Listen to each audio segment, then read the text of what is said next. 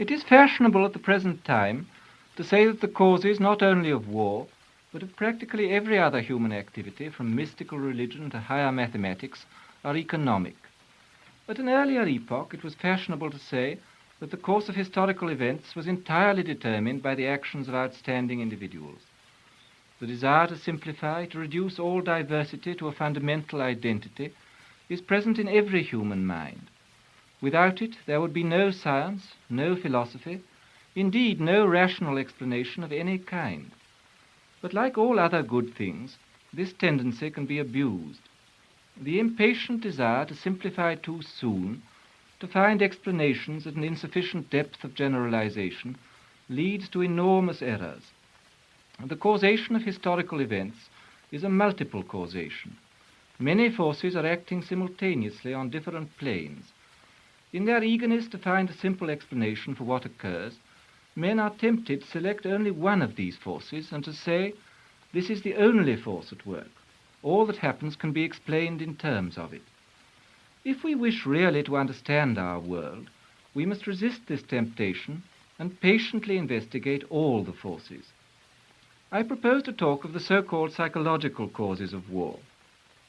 But this does not mean that I believe that these are war's only causes. Geography and climate play their part in the production of wars. So do racial differences, and still more differences in language and culture. So do the intellectual gifts of great men. So still more do their passions and subconscious tendencies. The Battle of Waterloo, a psychoanalyst has said, may have been won on the playing fields of Eton, but it was prepared in the nurseries of Corsica. Finally, of course, there are the economic causes of war, the needs and greeds of individuals, classes and peoples. Strictly speaking, all the causes of war are psychological. Humanity, it is true, may be impelled towards warlike action by non-human influences, such as the change of climate that drove the Turks out of Central Asia and precipitated their hordes onto Europe. Similarly, certain kinds of economic or political systems may facilitate the outbreak of war. But wars are not fought by climates or systems. They are fought by human beings. And wherever there are human beings, the question of psychology inevitably arises. In his latest book, Mr. Bertrand Russell has passed judgment on the dispute between psychologists and economists in a single sentence. It is true, he says, that the conflicts between nations are largely economic, but the grouping of the world by nations is itself determined by causes which are in the main not economic. Causes, he might have added, which are largely psychological. The world is grouped into nations because, among other reasons, this grouping gives deep psychological satisfactions to the men and women who constitute nations. I shall confine my remarks this evening to the psychology of civilized men, insofar as they are not concerned with economic matters. The distinction between man as an economic being and man as a non-economic being is quite arbitrary, but it happens to be convenient.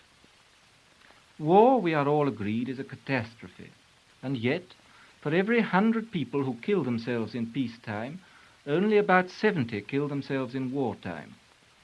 This fall in the suicide rate was observed during the Franco-Prussian War, and again more markedly during the World War. The greatest fall during the World War was in the belligerent countries, but even among the neutrals a perceptible decline was registered.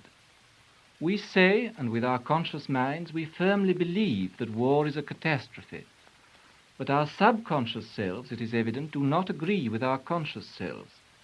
The suicide statistics seem to show that for non-combatants at any rate, life in wartime is about 45% more worth living than life in times of peace. In the next war, of course, there will be no non-combatants to enjoy this more valuable life. But this, unfortunately, is the sort of fact that the subconscious cannot be expected to learn, much less to act upon. What are the reasons for the enhancement of the value of life in wartime? Here are a few plausible suggestions. Man is a profoundly social being and derives enormous satisfactions from feeling himself at one with the other members of his group. War strengthens all the ties that bind the individual to the group and heightens his sense of group solidarity to the pitch of intoxication. Another point. Most of the tasks in our modern world seem dull and pointless. War comes along and dignifies even the dreariest routine with the name of patriotic work. War, moreover, produces a certain simplification in the social structure. And there seems to be no doubt that men are on the whole happier in a simple than in a complicated society. Finally, war begets and justifies all manner of emotional excitement. People like excitement and are grateful for any excuse to express their feelings, particularly those feelings which education has taught their conscious minds to disapprove of.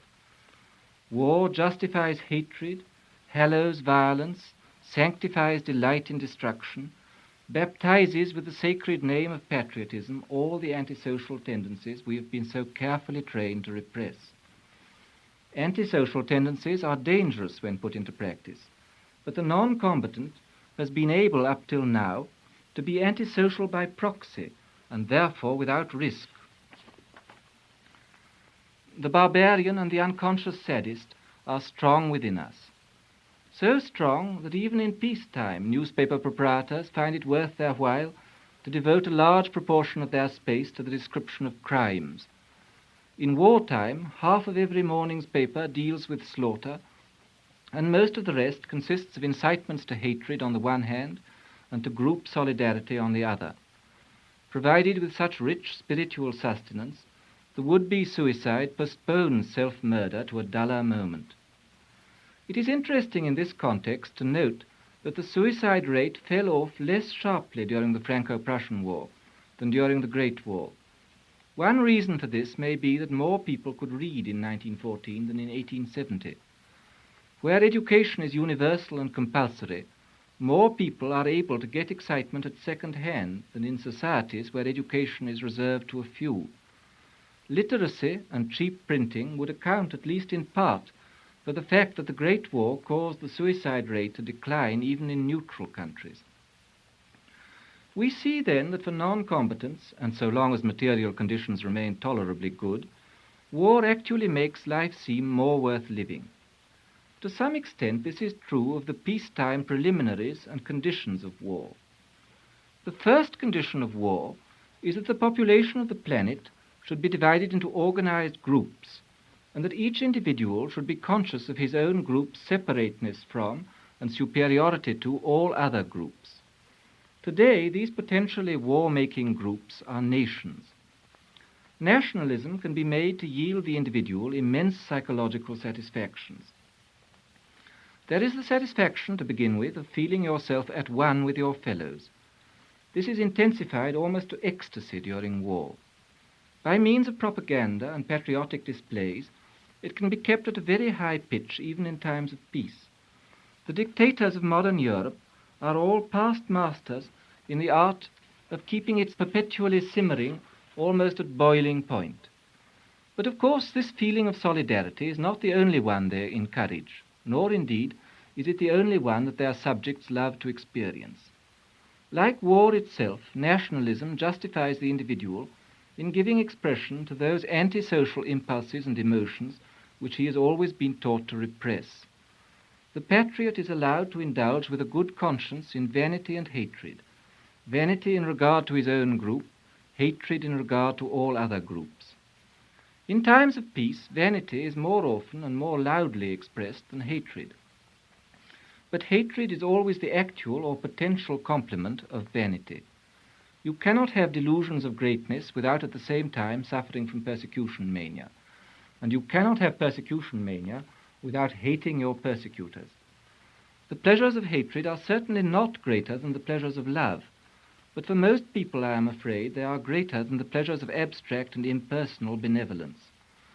People can get more pleasure out of hating foreigners they have never seen than out of vaguely wishing them well and trying through their official representatives to cooperate with them. The number of men and women who feel wildly enthusiastic about the League of Nations is very small. The number of those who wholeheartedly loathe the foreigner or the Jew or the capitalist or the communist is enormous. Hatred and vanity pay a higher dividend in psychological satisfaction than do impersonal benevolence and reasonableness. So far from discouraging nationalistic hatred and vanity, all governments directly or indirectly foment them. At school, children are taught to boast about their own nation and look down on all other nations. In dictatorial countries, this education in jingoistic sentiment is continued by the state throughout adult life. In liberal countries, it is left to the voluntary labors of the press. Our rulers profess to desire peace, but do their utmost to make their subjects think and feel in such a way that the moment a crisis arises, they will all acquiesce in or even actively clamour for war. My subject is the psychological causes of war, but I cannot conclude without saying a few words about possible psychological cures. The first problem is that of the groups into which humanity is divided. The tendency to form groups is not only natural, it is also ethically desirable, the basis of all morality. The trouble, as history constantly shows, is that hate is nearly as exciting as love and much more exciting than rational benevolence. One of the pleasures of belonging to a group is precisely the pleasure of despising other groups. Moreover, nothing brings men together more effectively than a common dislike of someone else. There is only one certain way of creating the utopian world state, and that is to invite an aggression from Mars. Confronted by these non-human enemies, humanity would immediately unite. Unfortunately, we cannot rely on the Martians. It is quite possible that for lack of a common enemy, the union of humanity will never be achieved. But meanwhile, we should be grateful enough for the union of all Europeans, even if, as seems probable, that union were achieved only as the result of an increased dislike and fear of Asiatics. But no union of any kind can be achieved unless governments first renounce their present policy of teaching vanity and hatred, and employ all the devices of propaganda at present used for separating us from our neighbours to make us feel at one with them. But this, of course, would not be enough. Anthropologists have often pointed out that it is very unwise merely to abolish an ethically undesirable institution.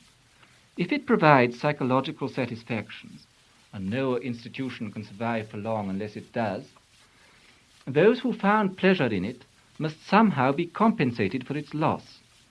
Nationalism is harmful but satisfying, and even war itself, if we may judge from what happens to the suicide rate, may be for many individuals a source of substantial pleasure.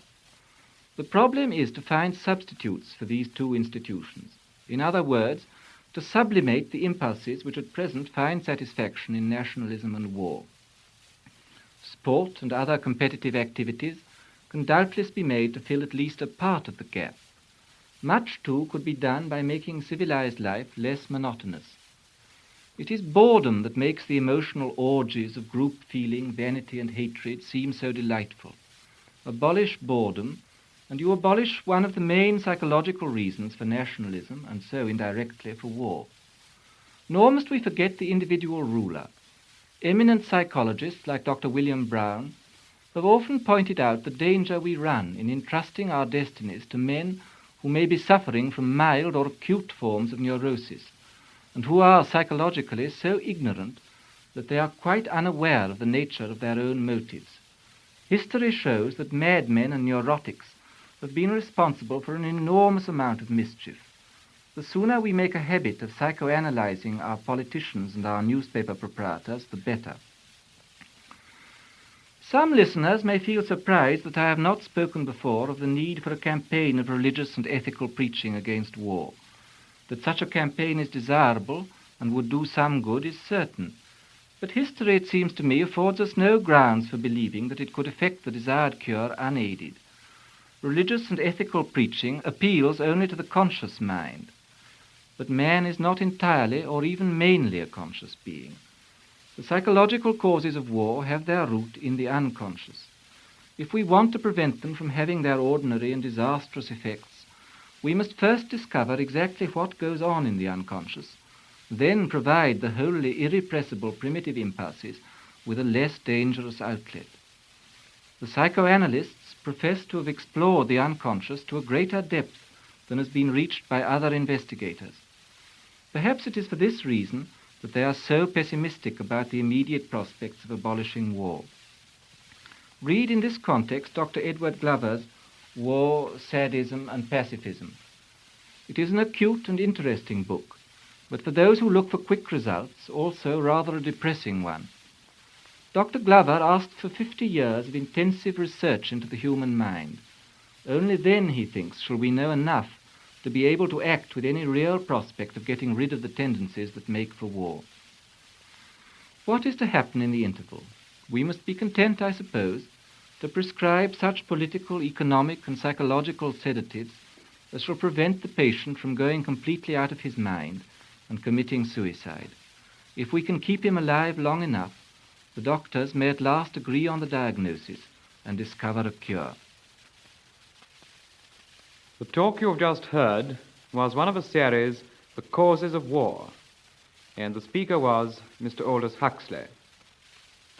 This talk was recorded in the London studios of the British Broadcasting Corporation.